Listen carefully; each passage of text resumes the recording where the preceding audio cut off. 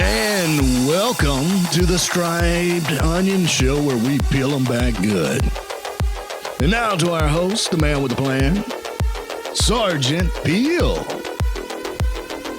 Yes, I cannot get over that intro. Man, we got a great team here. Welcome back, friends. I wanted to say this right now. We've got another great show, let me tell you. I've got this guy I know. I met him recently. He's one of my newest friends, but his purpose is very, very heartfelt in our community, not first responder community until now, but in the community around the Augusta, Georgia area. Cliff Richards. He's the president of the Hale Foundation. His story is very impactful. But the best part of his story is what is being done right now for the first responder community through his foundation, and basically how a bunch of guys got together and figured out the best thing to do for a piece of property that's located in Augusta that was donated. So check out this show. It's great. But first, I need you to do me another solid favor. Go ahead and hit that share button. We have got to get this shared across all the social media platforms. So if you will, share it. And, to be honest with you, that's the only way we're going to get it out there. Also, visit the SOSshow.com. That's our website. Just check it out. See what's there. Get on the email notifications. That's a great way to help us get it out.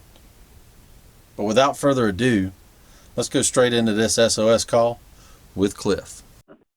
Hey, Cliff. How are you doing today? I'm doing great, Sarge. Thanks for asking, and thanks for having me here today. I'm glad you're here. I'm glad you're willing to be on our show. We found a lot of people and a lot of friends through the years that have a unique puzzle piece when it comes to mental health for first responders, when it comes to physical health for first responders. Cliff is one that is more recent in our lives, but I will tell you, he's not a stranger to this, okay? So I've met Cliff recently here in the last year, and I did not know how impactful his story has been probably for the last, I don't know, I'm going to go back, and Cliff, correct me if I'm wrong, 15 years that you've been kind of in this realm that nobody really knew about? Right. Yeah. So Cliff is he is the president, CEO, if you will, for the Hale Foundation. Been doing that since, if I'm correct, 2006, right, Cliff? That's correct, yeah. And the Hale Foundation, they're a 501c3 nonprofit. They've operated this long-term residential substance abuse program for men. Now, that's a very target-specific group of people, so they got a little experience with this, and they've dealt with some first responders in this program through the years, which is pretty cool and leads up to our big point here in a minute that I'm going to let Cliff tell you about. But the mentality is why am I bringing Cliff to the show? Cliff is going to tell you in just a second about what's in the works right now for the mental health wellness of our first responder community. Right now we're saying from around the area, but it's going to be from around the nation and potentially could affect first responders around the world. So I'm going to leave it there. Cliff, if you don't mind, take a quick minute. Tell our SOS friends how you got involved in the first responder community. Okay.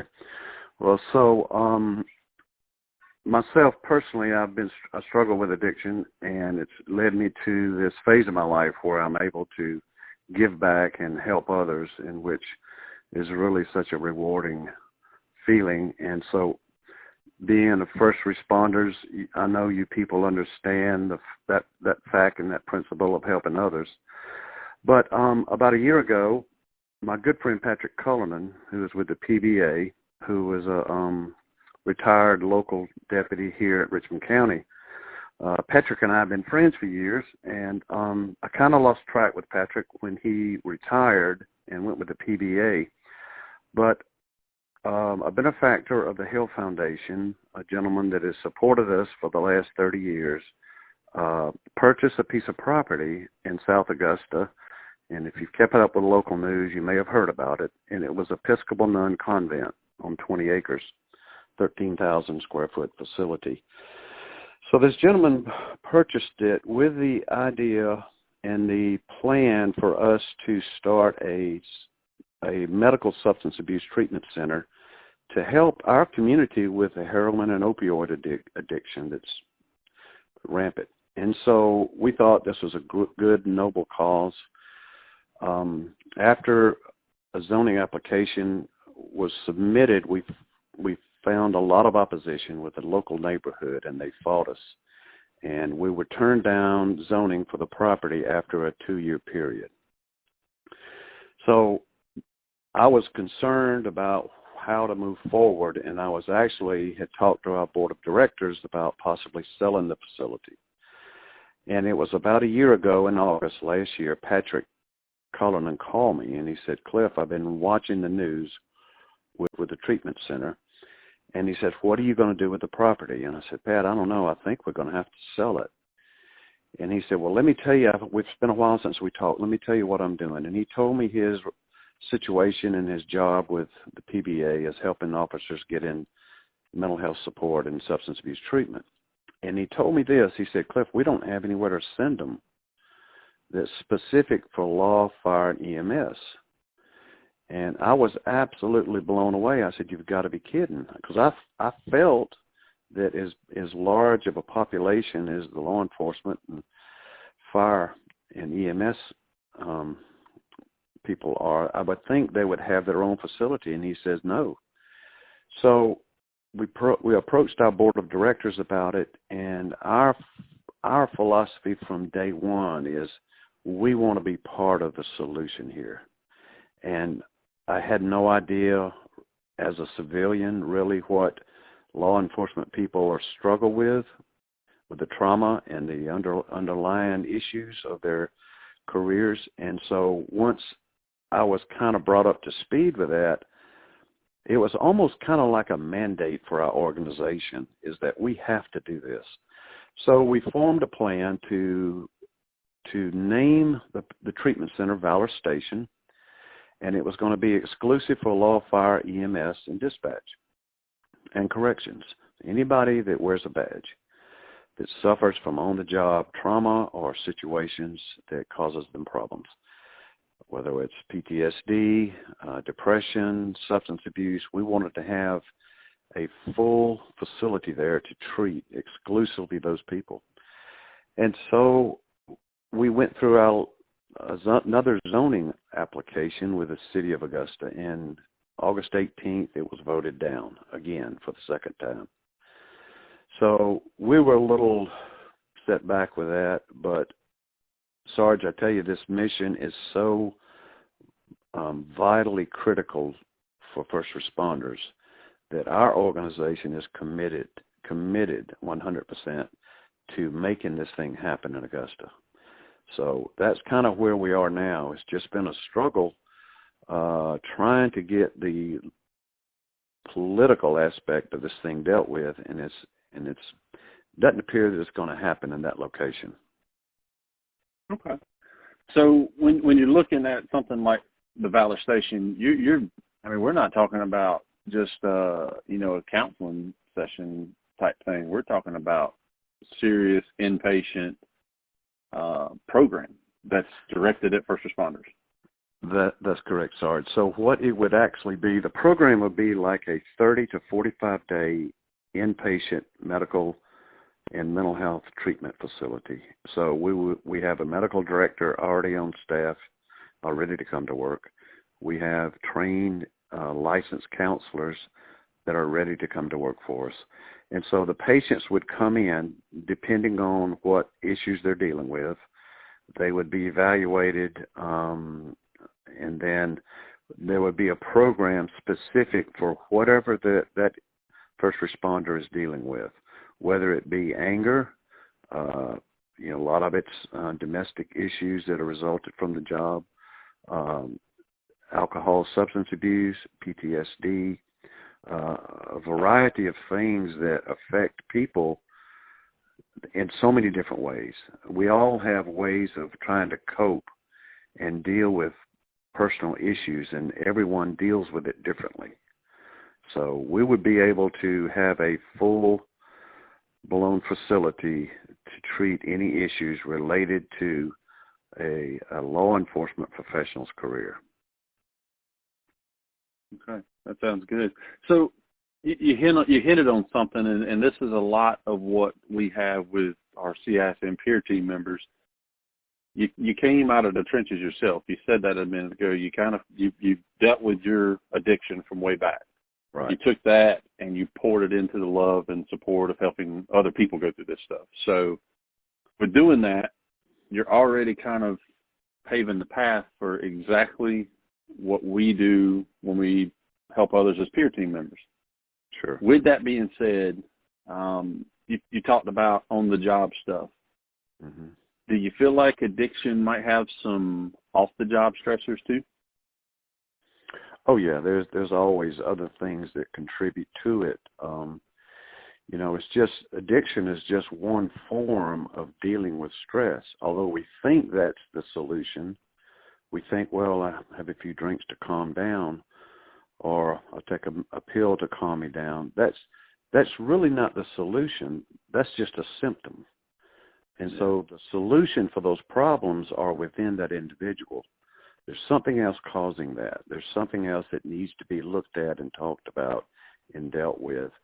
So we say in the substance abuse field that alcohol and drugs are just a symptom of a deeper problem. And so especially with what law enforcement experiences on the job, that it's a continual thing that they're always faced with, and it does sometimes do some deep damage to the emotions and the psyche of that individual, to where they really need help. And I tell you, not being in the law enforcement career, a field, and just looking at it from a clinical perspective, it looks like to me that, and this is sad, it looks like to me when a law enforcement guy comes out of the academy, he's at his best. He's at his peak performance. And it's almost kind of like the longer he's on the job, really the worse he gets. Oh yeah. Because of the trauma and the things that are related to the everyday stressors of the job. And I'm thinking all along when I first started this, it's like, why doesn't these agencies support these employees? Why is there not something? And I'm sure there is, and I don't know about, but there's a lot that needs to be done that I can see. And we really want to be a part of this thing.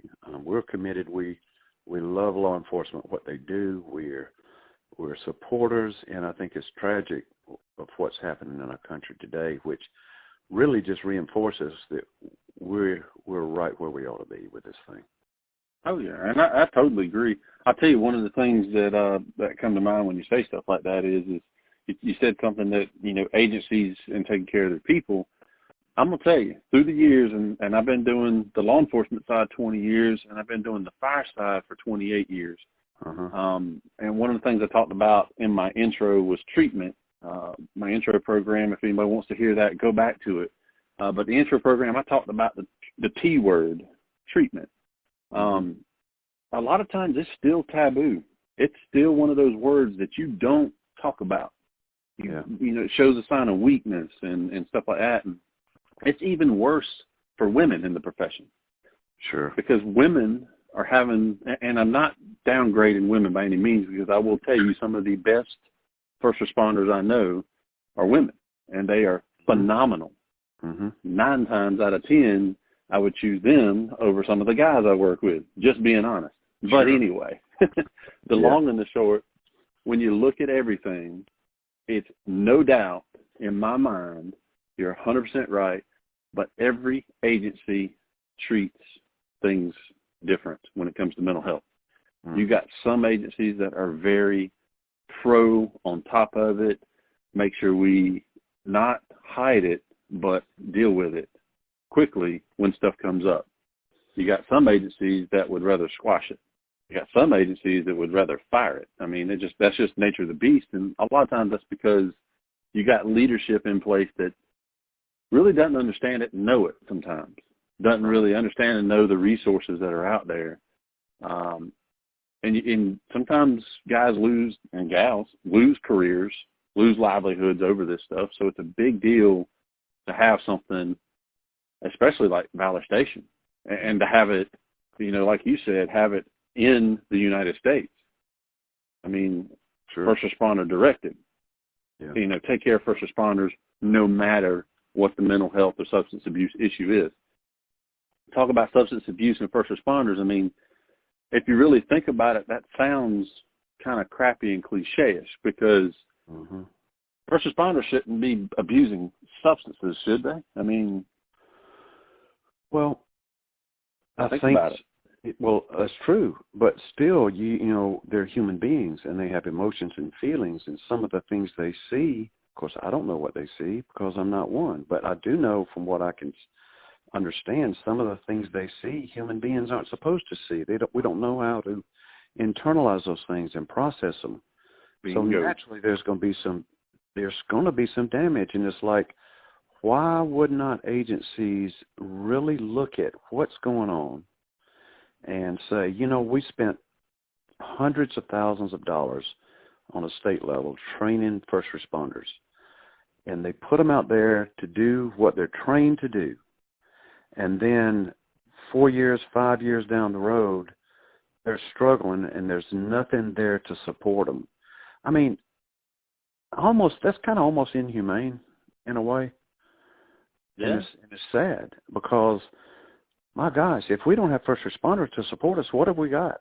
If we don't have law enforcement, defund the police, come on. I mean, I just don't understand that rationale, but I think that if there was an open dialogue and conversation about, hey, this career is causing problems, let's see what we can do to help and support, it would make law enforcement much better on the job. I mean, it would make them much more healthier when they get a call, opposed to bringing in that trauma and that pain of the previous call. So I feel for you guys, and I have the utmost respect for law enforcement. And Cliff, I'm gonna tell you, you just hit the nail on the head when you talk about you talk about leaving one call and going to another. If you think about that as a profession, yes, we're trained to deal with that. Okay. The thing that you're also hitting the nail on the head is the fact that a lot of times we're not trained with how to process and deal with it after the fact. So you're hitting the nail on the head. You're all on top of everything that we have been talking about in these shows. So do know that, and God bless you, brother. I do appreciate that side of it. Now, the kicker, the one kicker that a lot of people don't realize, and even first responders don't realize this, is, it doesn't take one traumatic incident to tear your life apart and cause you to go down the road of substance abuse. It could be years of simple incidents, because if you think about it, first responders typically aren't called to say, hey, why don't you come over here because we're having a cookout and we want y'all to go swimming and hang out.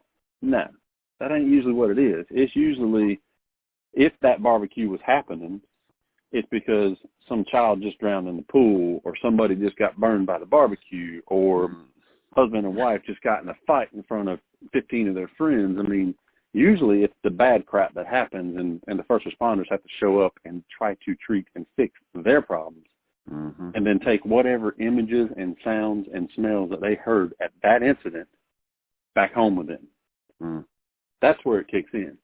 And not only that, but they have to go back to the station, get everything ready for the next call, or go back on the street if you're a cop, get everything ready for the next call, dust off any crap that you have on you from that call, and be ready to take another one.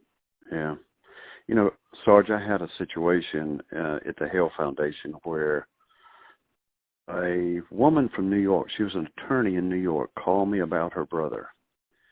And he was up in age, late 50s.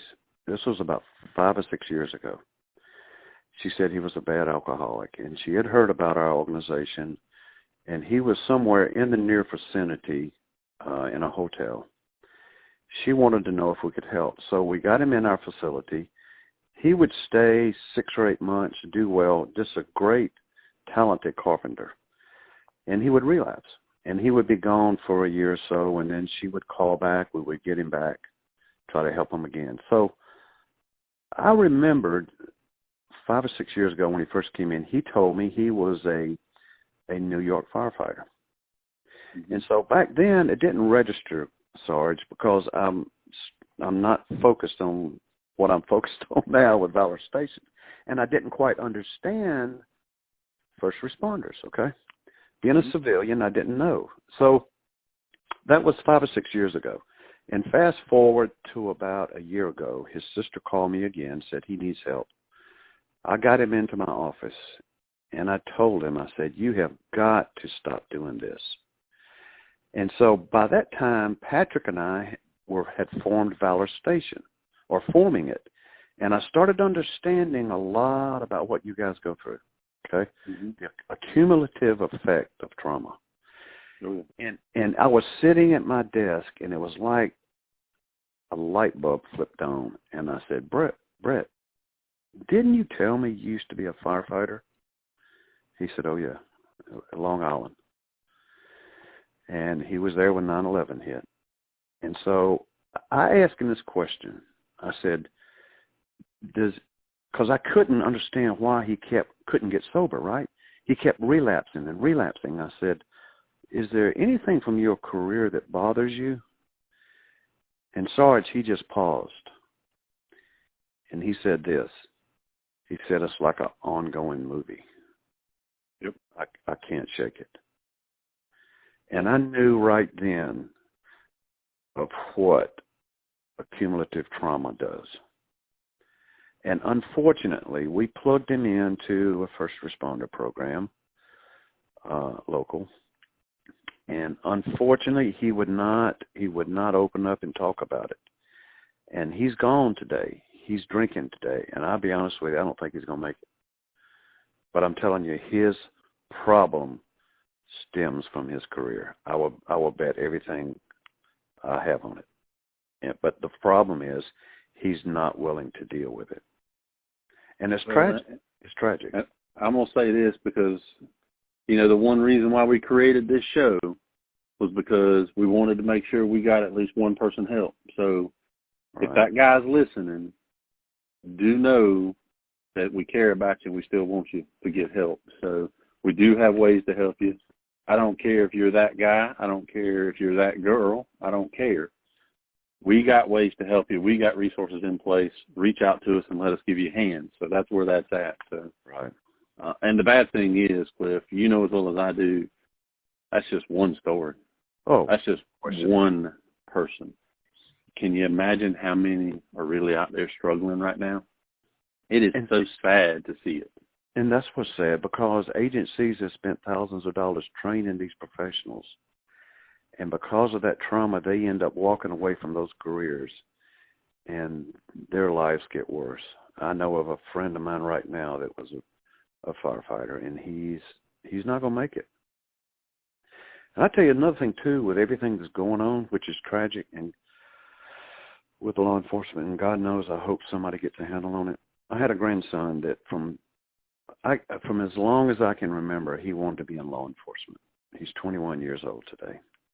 Mm-hmm. And he floundered around after high school, and he went to Georgia Southern, major in criminology. And this is what's sad. He came home for Father's Day. And he told me, he said, Granddaddy, when I would go by the State Patrol office on my way to Georgia Southern, I would salute. And I would say, why would you do that? He said, because I respect him. And he told me, I like this guy already. I'm going to tell you, I like this guy. I know it.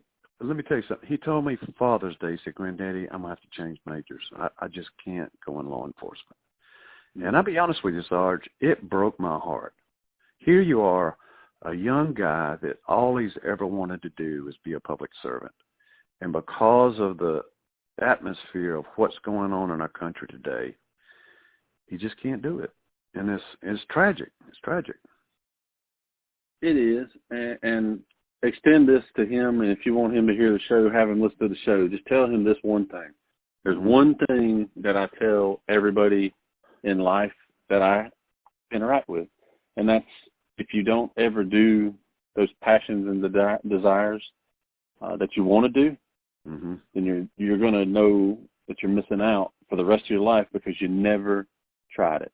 Absolutely, I agree with that. I've got guys and gals that through the years I've either trained or interacted with the peer team stuff, and I've told them, I said, this can be one of the most rewarding careers, not just law enforcement, fire, EMS, and as much as our 911 telecommunicators take, our dispatch centers are actually very rewarding careers when they're taken care of the right way. And hats off to the corrections as well, because I'll be the first to tell you, I can't be the correction guy. But I got a lot of respect for those correction guys because I know what they have to do, and I do appreciate them as well. Their careers can be just as rewarding. The family's ties that comes with the profession is like no other. If you can imagine working with your brothers and sisters, that's the best way I can describe it. So not trying to talk him out of not going into law enforcement. Yeah. But if he wants to get in and try it, he might want to reconsider it because he will always question himself for the rest of his life if he doesn't at least try it. And there's ways to do it on a part-time or reserve level. So to your grandson, tell him I said that. I will. Certainly will. And that's to anyone else. That's another life lesson that you got to kind of keep on top of there. So yeah, sure. And you're right about that. I never realized, Sarge, what this brotherhood is and how powerful it is. When I started working with Patrick on Valor Station, it's like we started August a year ago talking about it, and then we formalized a plan, and we put our supporters of Valor Station Facebook page, and I mean today we have almost 8,000 members, followers, and that's nationwide. So the word is getting out there, and so I just hope that your listeners can at least pray that we get this thing up and running because it's such a vital mission. Well, Cliff, I'm gonna tell you, I've actually looked at your page. I think you're on point. You're hitting the nail on the head with the program, and the last thing I want to talk about is related to Valor Station, but it's not just Valor Station. It's related to our peer teams and stuff that are out there. Substance abuse, when we talk about substance abuse, I want to hit back on this one more time. Okay. This is anything, y'all. This is not just stuff you put in your body. This is not just, porn addictions. I mean, substance abuse is a lot of things. Right. But one thing that is, and unfortunately in some places is actually encouraged, but is not good, is alcohol use. We've talked about it today. I'm telling y'all right now, and Cliff will back me 110%. I know it. And I haven't asked him to back me on this. He just will. Alcoholism is one of the biggest problems we have in our profession. Most of the time, we're not seeing first responders with the alcohol problems on duty. Most of the time. There are some of them who have gotten DUIs in their government vehicles, and guess what? They're fighting demons. I'm telling y'all, they're fighting demons, and they're fighting demons because of the crap they've dealt with for the few years. I'm not making excuses for them. But I am telling you, if we can start trying to address it, it might change some things and make these careers much more rewarding and helpful to the community. So, of course, that's our goal. Cliff, did I say anything wrong there? Would you say I did right? You did, absolutely. You hit the nail on the head. And I think the thing with alcoholism is so subtle is because it's legal. Yeah, and you're right. So when we read about, from a statistical standpoint, when you read about all the opioid addiction and the heroin addiction and the deaths associated to that is unbelievable. But you know what the number one killer in substance abuse is? Alcohol. Oh, yeah. It's still the number one killer, alcoholism. And unfortunately, opioid is probably a close second because in the first responder world, and I'm a perfect example. I've gotten injured on the job. Oh, yeah, sure.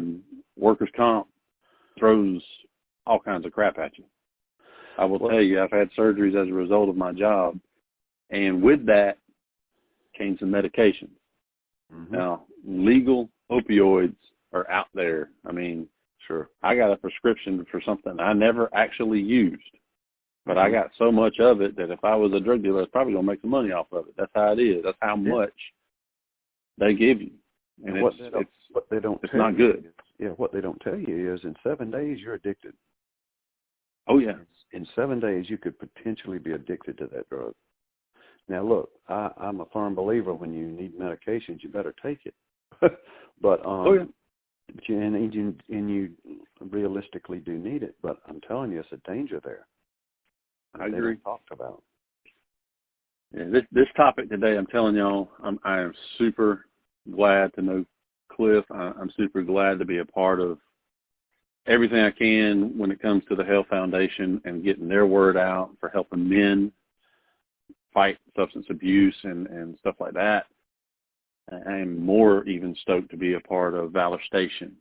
I'm telling y'all, Valor Station, you anybody listening needs to hear this. Valor Station's not over with. Right. Cliff, you agree? I agree 100%. And I tell you, we Patrick and Andy and I really appreciate the support of Support One. I think it's going to be a good working relationship. Once we get up and running, I think we're going to be able to help each other. I'll tell you nothing till you talked about workman's comp. Maybe talk about insurance. Yeah. A lot in the treatment industry, in the treatment field, unfortunately, it's really all about money. Treatment's secondary because there's big money in substance abuse treatment centers, and I've seen this happen because I'm close to this industry. Let's just say in a medical facility, a guy goes in, let's say a first responder, a law enforcement guy goes in to a conventional treatment center for substance abuse treatment and PTSD. Okay. He goes through a detox process of about 5 to 7 days, depending on what he's been using, to get him cleaned out. Now, in most cases, his insurance is not going to pay for a 30 or 40-day program. His insurance is going to run out about day 17 or 18. Right. So here's what historically happens. That treatment center comes to that individual and says, Mr. Smith, your insurance is up tomorrow, and they're no longer going to pay. You're going to have to come up with $10,000, $12,000 to complete your treatment. And a lot of these people will go in debt to do this, okay? Some of them say, I can't do it, and walk out of there. Now, to me, that's inhumane. It's like having a cancer patient that needs a regimen of chemo for 90 days, and after 30 days they say, well, sorry, we can't give you any more. Insurance doesn't pay. And so what's happened is people are leaving these facilities, and they're not even treated. And so our goal, being that the Hale Foundation is the entity for Valor Station, we're the 501c3 nonprofit. My goal from the very beginning is this: if a law enforcement guy comes into our facility for treatment, he will get the full 30 or 40-day treatment protocol. If his insurance pays 10 days, 20 days, whatever, he will walk out of there owing nothing. And the way we're going to do that, we're going to start doing fundraisers to have a pool of money set aside for this specific reason only, to make up the difference of what the insurance companies don't pay. Because how could you, in good consciousness, send someone there to treatment and not give them 100% of what that treatment's going to require? I agree. So when they leave, we want them to be ready to go back to work. Now, there's going to be some aftercare that they're going to have to do. They can't go back doing the same things they were doing. Their whole lifestyle's got to change. But there's going to be aftercare and support, and this is what you guys do, Sarge. The peer support is important because they have to be supported once they go back into their careers, or else they're going to continue to drink or use drugs or whatever. But we want to be able to be sure that we give them 100% of the treatment so that we set them up to win, not to fail. Perfect. I'm going to tell you that I've seen that a couple of times. One time I did help a fellow first responder get into a treatment facility.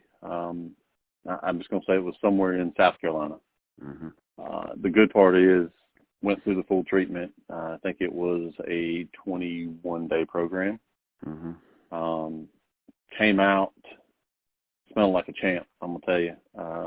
Back on the job. Success story is the way I like to call it, and I'm glad he made that phone call that day. That's all I'm going to say. He made that phone call. Right. I'm glad I answered it. that's the best I'm going to tell you. But with that being said, having programs in place like what the Hale Foundation did with Valor Station, it's going to be perfect, and I can't wait to see it get online. Behind the scenes, I know that there's some work that's already happening, obviously not at Valor Station, but with some of the people who are part of Valor Station, which honestly were probably doing a lot of that work beforehand anyway. They're just now doing it, representing Valor Station, if you will. They're just not, Valor Station's not up. These are the people who will be Valor Station. Yeah. So they're helping first responders already. So the team that you've assembled, Cliff, the team that Patrick and Andy assembled as a part of what y'all came up with for the Valor Station from the Hale Foundation, do know that the first responder community is saying thank you. Wow. We know people that need to be in there already. Thank you from the bottom of our heart. Well, thank you all for what you do, and thank you for your support, and for all the listeners that are in public service. We thank you guys, because it's a job not too many people can do, and it takes a special person to do it. But I tell you another thing too. Just before we finish, I wanted to mention this too. And when you're in the throes of addiction, and when you're overwhelmed with the things that are going on, you can't really see this, but I have the utmost respect of people that step up and say, "Hey, I need help." I mean, it takes courage. Okay. And that's, to me, that's a sign of strength when someone can do that. And so it's admirable of people that do that. And I think if we can just somehow or another break this stigma of this addiction, that the first responder community is going to be much better off, because they'll be much better servants, and much healthier. And I think it's going to make everyone's life so much easier. So we're going to be a part of it. All right. So Cliff Richards, if anybody would like to reach out, talk to Cliff directly. He's told me to put his phone number and his email out there, and I'm put it in the comments too. So check it out.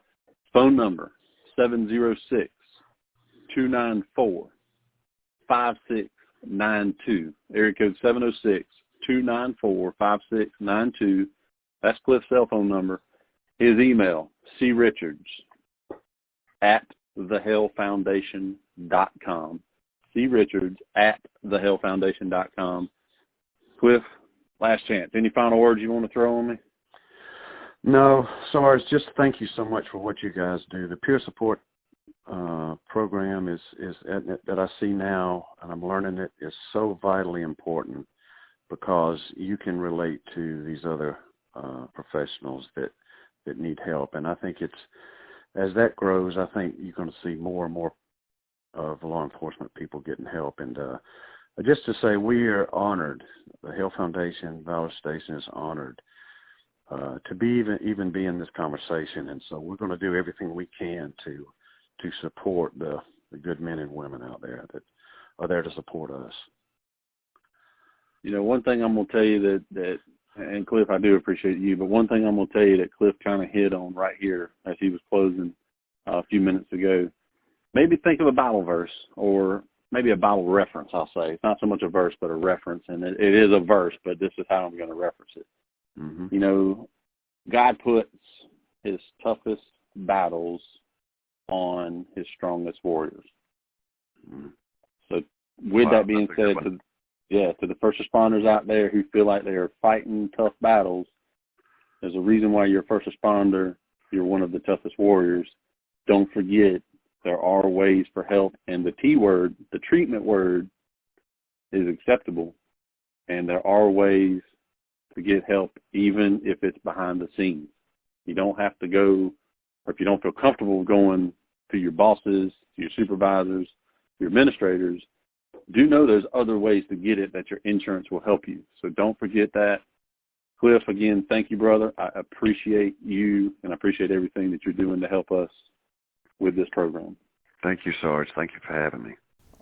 Thanks again for listening, friends. Let me tell you, we are greatly appreciative of your support of the SOS show, the Striped Onion show, and we are just as grateful for the friends we have inside our CISM network. Don't forget to share today's SOS call on your social media platforms. That is critical to getting the word out. And also make sure to leave some comments on whichever platform you listen to us on. We will respond to you. Visit our website at some point, thesosshow.com, and check it out. See what we have there. Sign up for the email notifications about shows and events we have coming up in the future. This is all about the first responders, about their support circles. So we want to make sure that it is impactful. And until next time, we hope everyone has a great day and a great week. Y'all stay safe out there, and God bless.